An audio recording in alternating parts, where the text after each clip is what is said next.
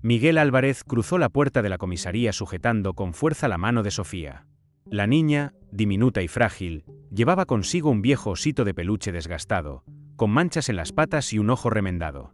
La presión en la mano de Miguel era firme, como si al soltarla todo a su alrededor se pudiera desmoronar. Caminaba sin levantar la vista, concentrado en avanzar paso a paso.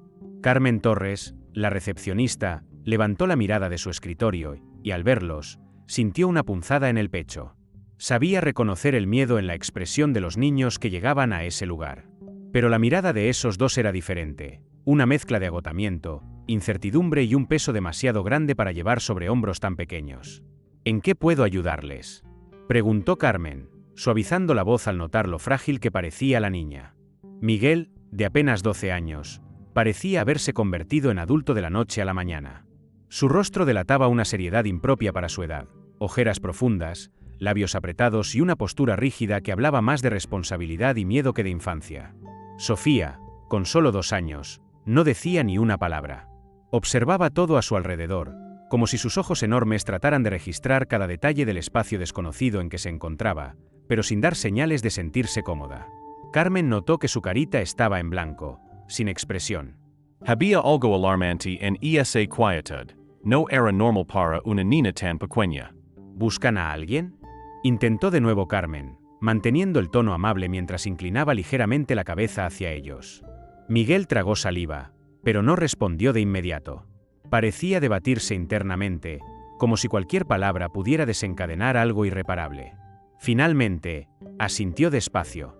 «Necesito hablar con el delegado Hernández», dijo con voz temblorosa, casi en un susurro, sin soltar la mano de Sofía ni un solo segundo.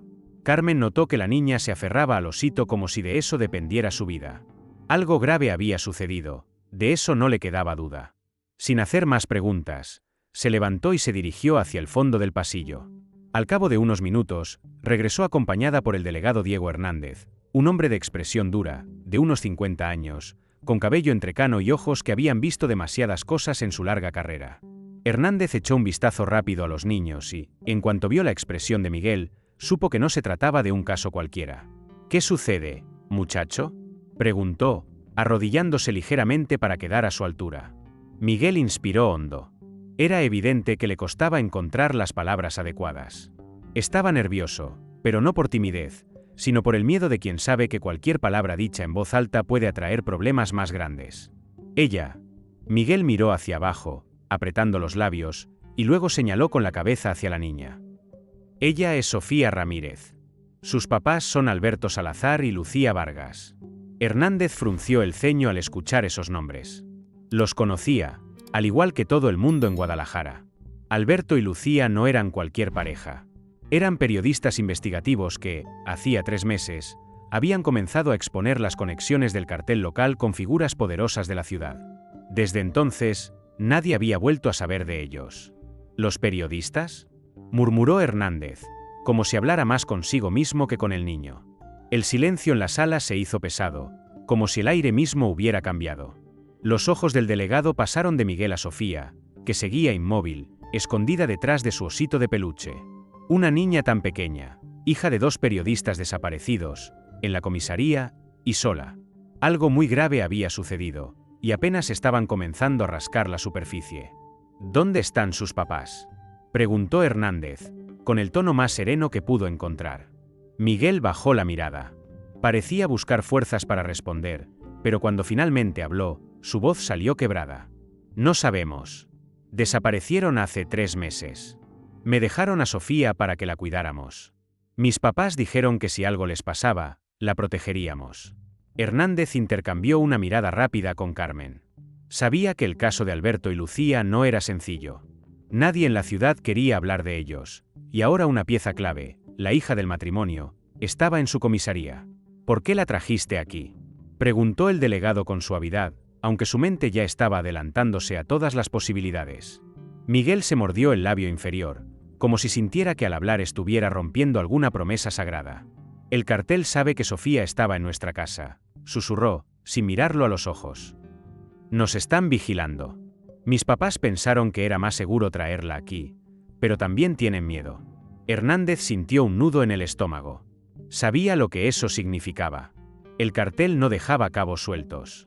Si ya habían descubierto que la niña estaba bajo el cuidado de la familia Álvarez, todos estaban en peligro. Se quedó en silencio un momento, evaluando la situación. Voy a encargarme de esto, dijo finalmente, intentando sonar convincente. Miguel lo miró fijamente, como si tratara de descifrar si podía confiar en él. Luego asintió con un leve movimiento de cabeza, pero Hernández no pudo evitar notar la sombra de desconfianza en sus ojos. Sabía que esa promesa no iba a ser fácil de cumplir.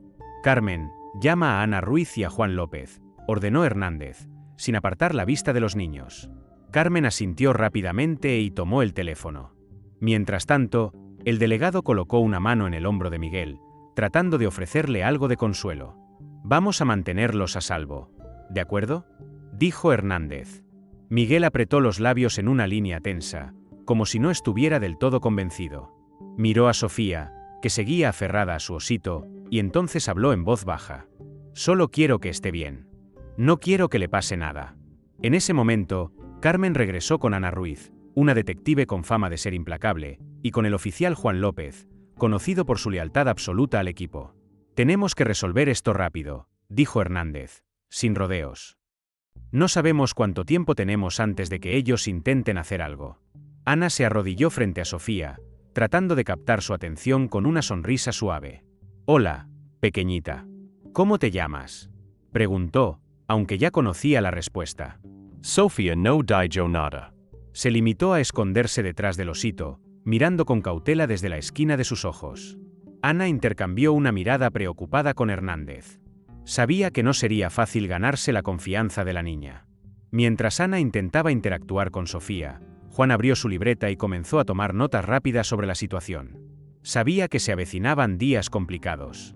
Había muchas preguntas sin respuesta. Y cada minuto que pasaba podía marcar la diferencia entre salvar vidas o perderlas para siempre. El reto apenas comenzaba. Diego Hernández observó a Miguel en silencio por unos segundos, permitiéndole acomodar las palabras. No quería apresurarlo. Era evidente que el niño llevaba días con el miedo acumulado en los hombros, tratando de proteger a Sofía y seguir las instrucciones de sus padres. La expresión tensa de Miguel revelaba que sabía más de lo que había contado hasta ese momento, pero hablar no era sencillo. Ana Ruiz, la detective, permanecía de pie al costado, atenta, con los brazos cruzados y la mirada fija en el niño. No hacía preguntas aún.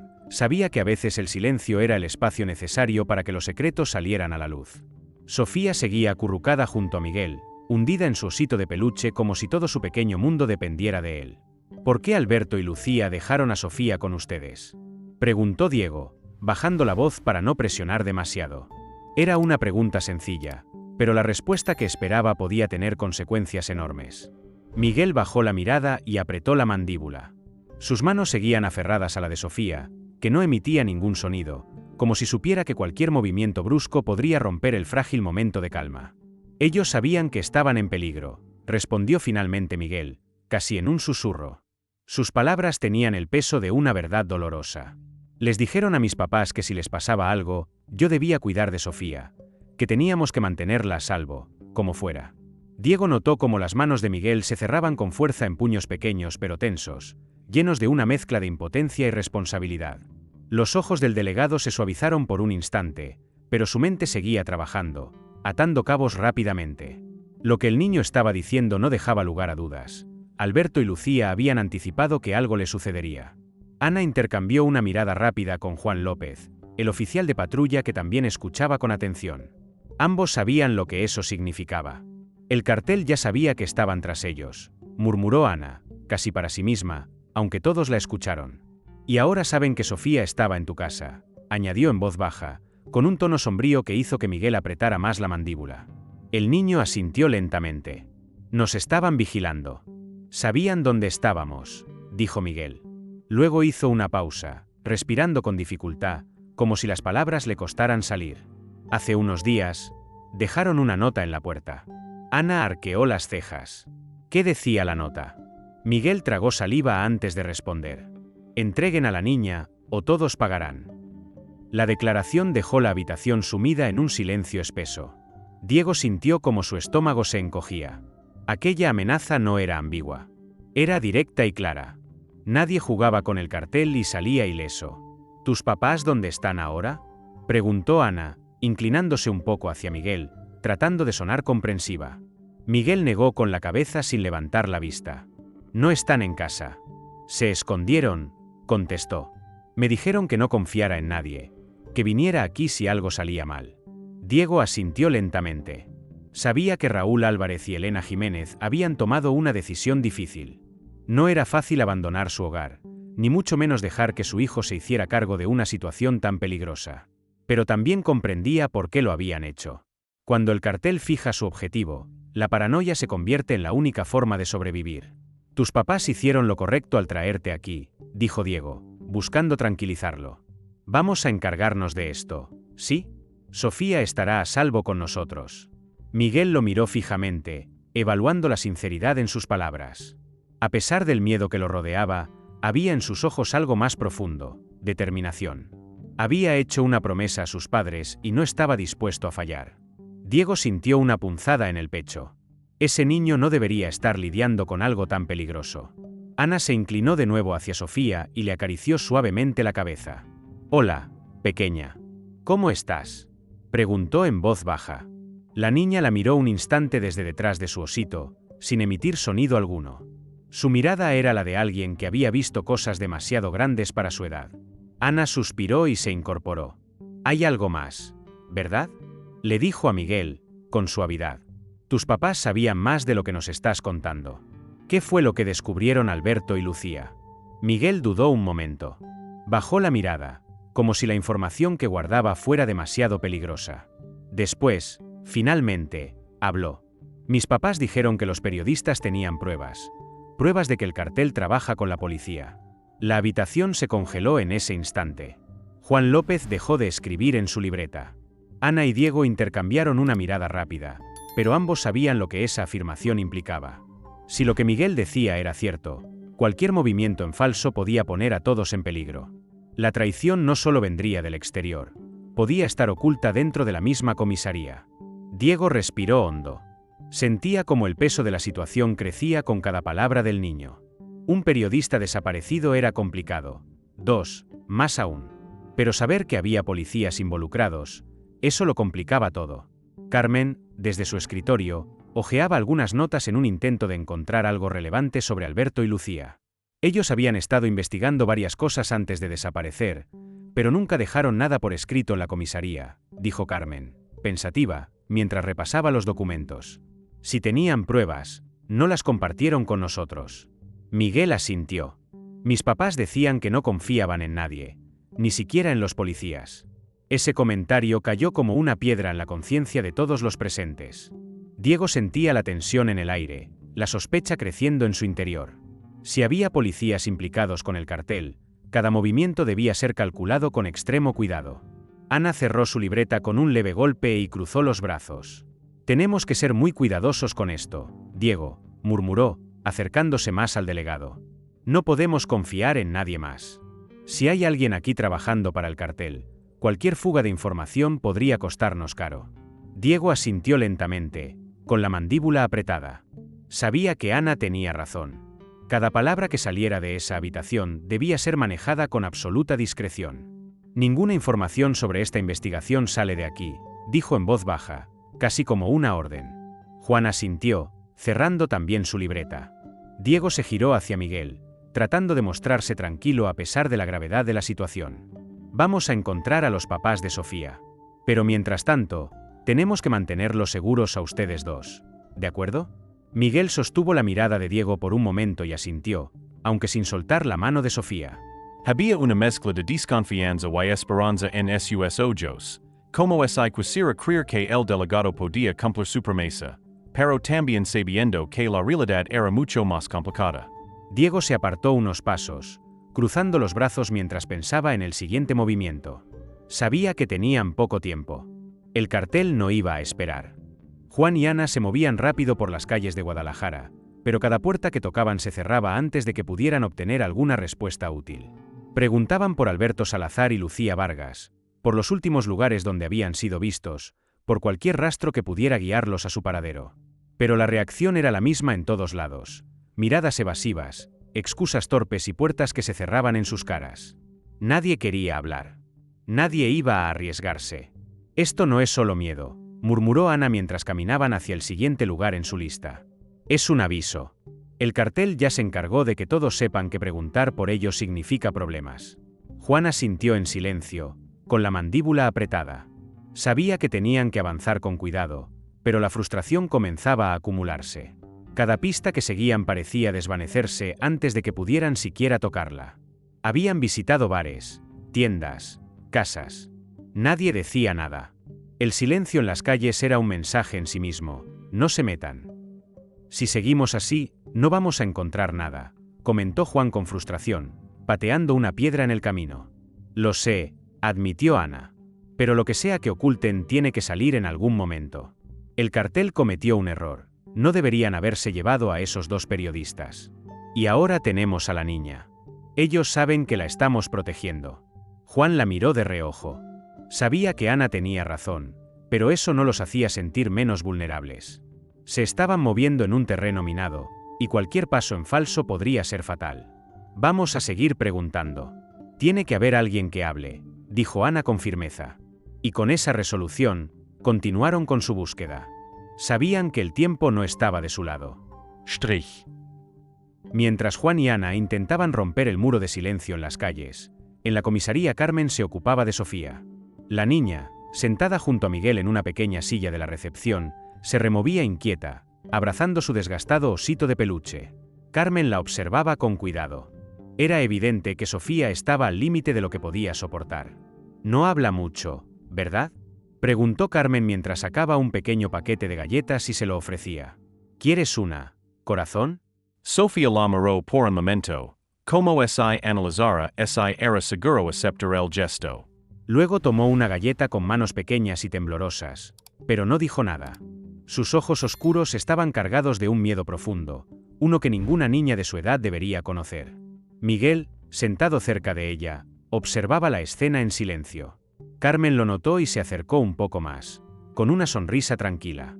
¿Desde cuándo está tan callada?, preguntó, sin presionar demasiado.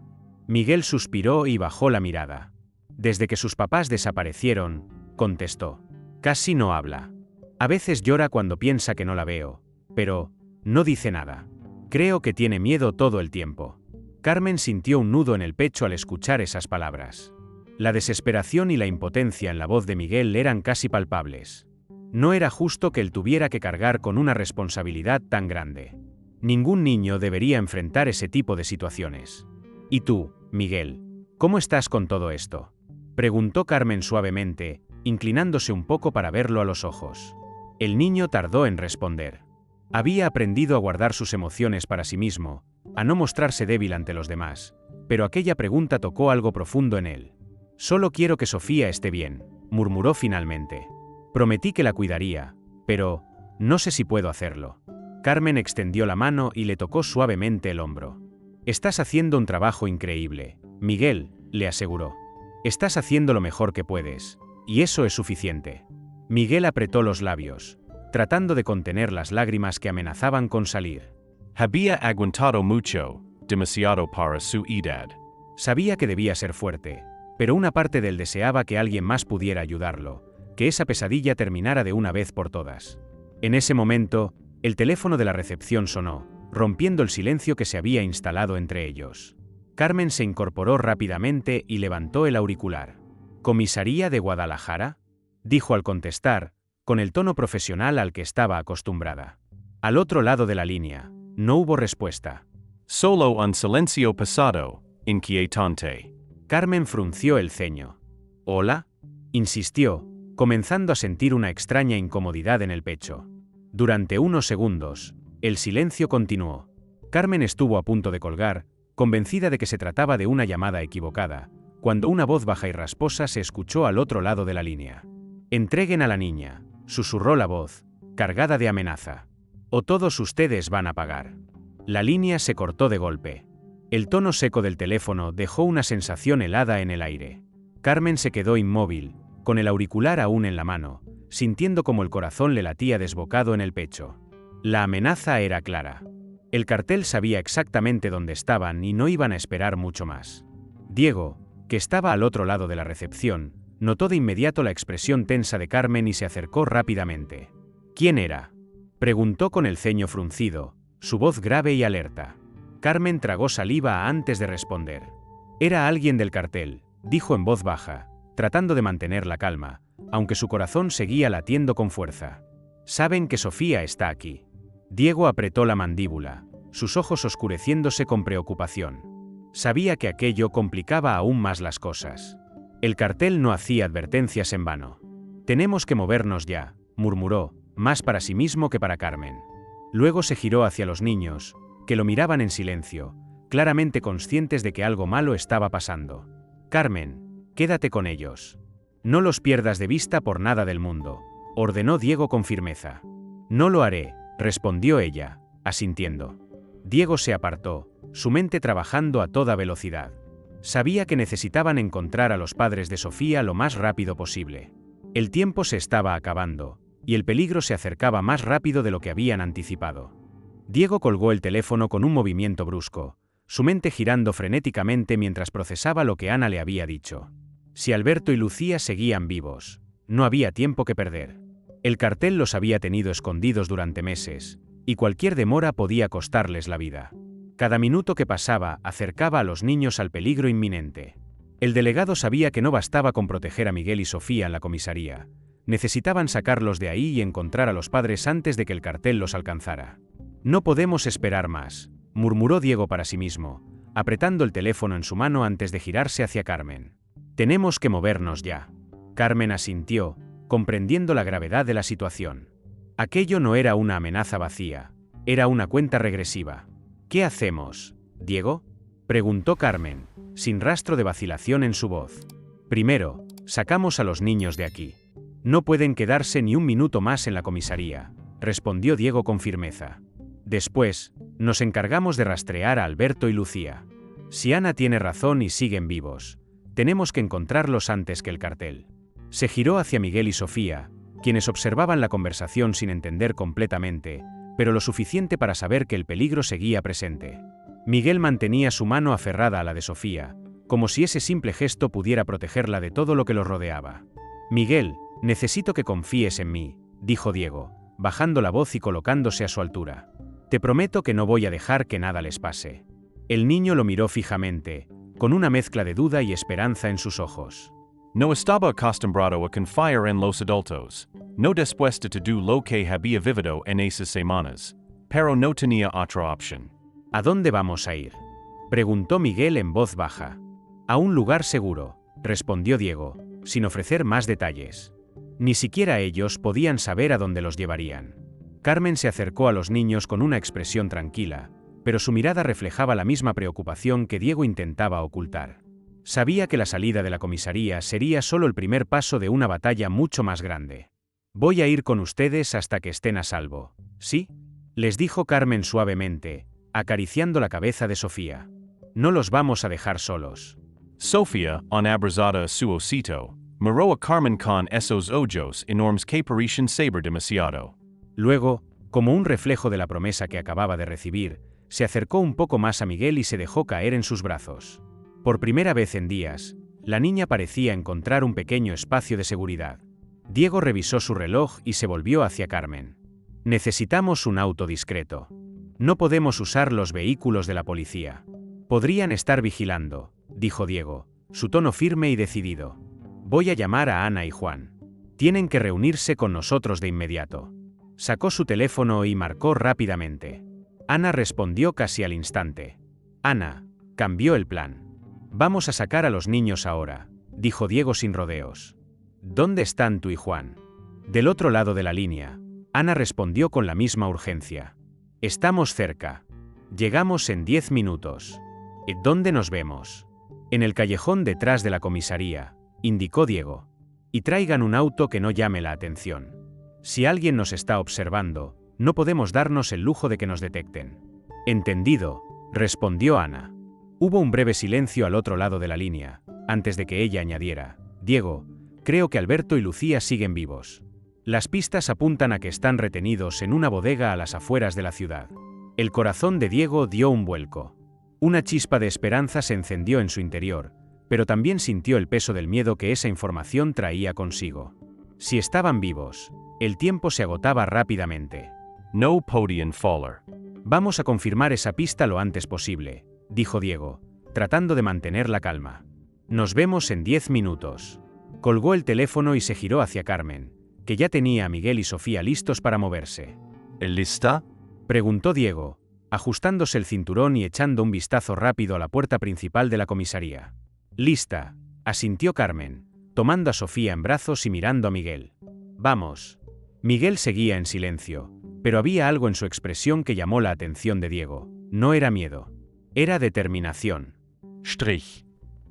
Diego guió al grupo hacia la parte trasera de la comisaría, donde esperaban evitar cualquier mirada indiscreta. Cada paso que daban era una apuesta contra el tiempo. La posibilidad de que alguien del cartel los estuviera vigilando no dejaba de rondar en la cabeza de Diego. Si hacían un solo movimiento en falso, los niños estarían en peligro. Cuando llegaron al callejón, encontraron a Ana y Juan esperándolos en un sedán viejo, de esos que pasaban desapercibidos en cualquier esquina de la ciudad. Ana salió del auto rápidamente y se acercó a Diego. ¿Todo bien?, preguntó Ana, aunque la tensión en su voz dejaba claro que ella también sentía la presión de la situación. Por ahora, sí, respondió Diego. Pero tenemos que movernos ya. Carmen ayudó a los niños a subir al auto. Sofía se acercó contra Miguel en el asiento trasero, aferrando su osito de peluche como si ese pequeño muñeco fuera la última conexión con sus padres desaparecidos. Miguel, por su parte, mantenía la mirada fija hacia adelante, sin pestañear, como si en su mente repasara cada paso que quedaba por delante. Antes de cerrar la puerta, Carmen se inclinó hacia él. «Vas a estar bien, ¿sabes?», le dijo en voz baja. Miguel la miró y asintió, pero no dijo nada. Las palabras eran innecesarias en ese momento. Todo lo que importaba era mantener a Sofía a salvo. «Vámonos», ordenó Diego, cerrando la puerta del auto y ocupando el asiento del copiloto junto a Juan. Juan encendió el motor y el sedán salió del callejón, perdiéndose en las calles de la ciudad. Cada kilómetro que avanzaban los alejaba del peligro inmediato, pero los acercaba a la incertidumbre de lo que encontrarían al final del camino. En el asiento trasero, Miguel inclinó la cabeza hacia Sofía y le susurró al oído. «Vamos a encontrar a tus papás. Te lo prometo».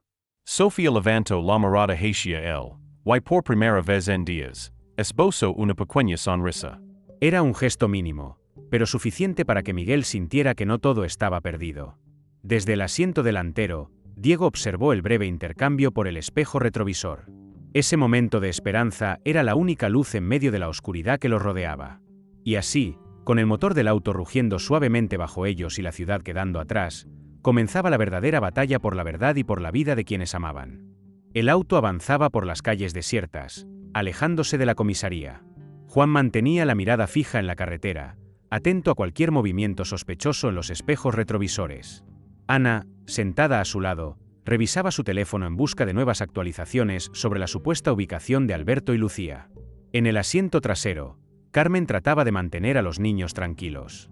Cada minuto que pasaba los acercaba más a la verdad, pero también al peligro.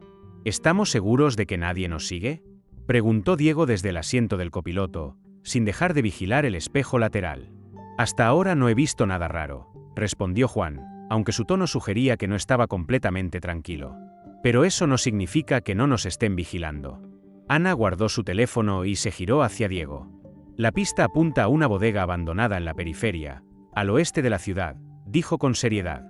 «El contacto que nos dio la información mencionó que los vieron ahí hace 2 semanas, pero no tenemos certeza de que sigan vivos». Diego asintió lentamente. Había esperanza, pero cada minuto perdido reducía sus posibilidades. «Tenemos que actuar rápido. Si estamos en lo cierto y los tienen ahí, no podemos esperar.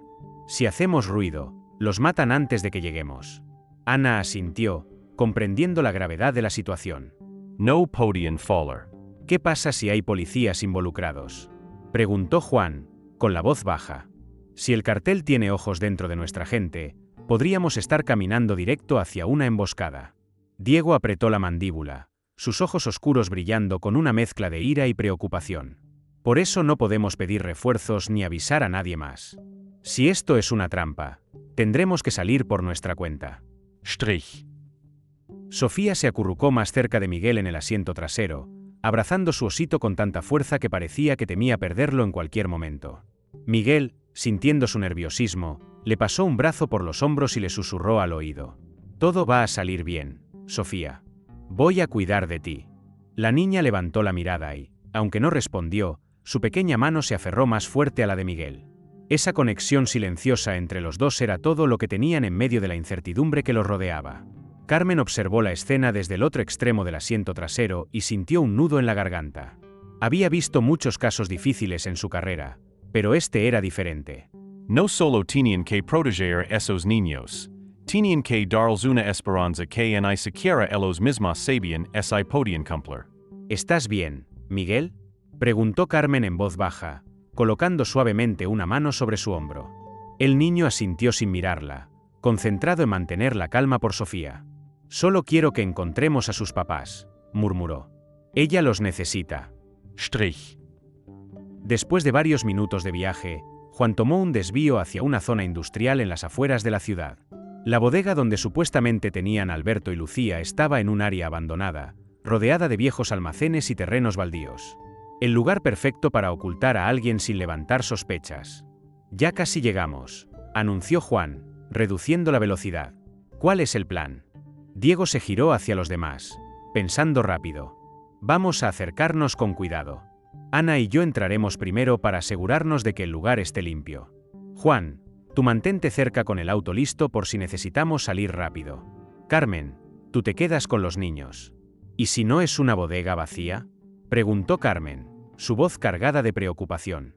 Entonces improvisamos, respondió Diego, apretando la mandíbula. Era la única opción que tenían. Miguel, que había estado escuchando en silencio, intervino de repente. Quiero ir con ustedes, dijo con firmeza.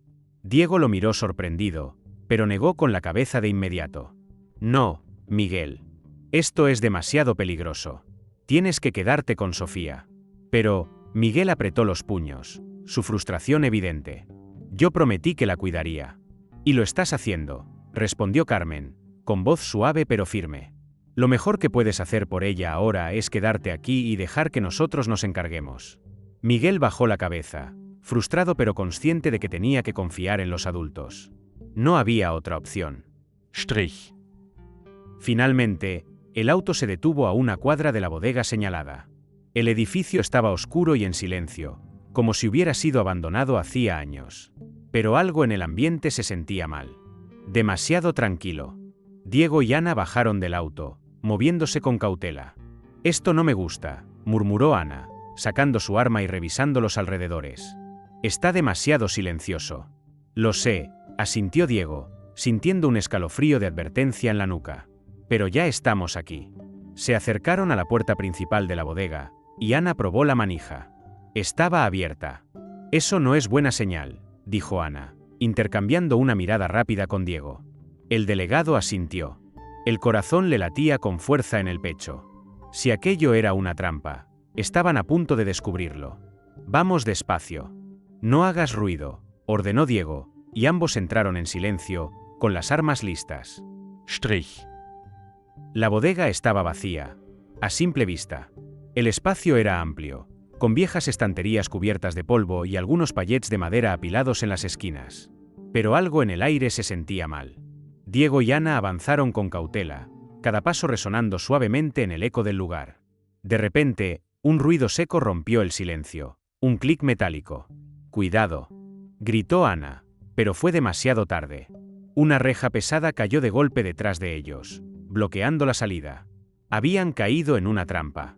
Diego levantó la mirada hacia las vigas superiores y vio movimiento entre las sombras, varios hombres armados, apuntándoles desde arriba. «¡Maldición!», gruñó Diego, levantando las manos lentamente.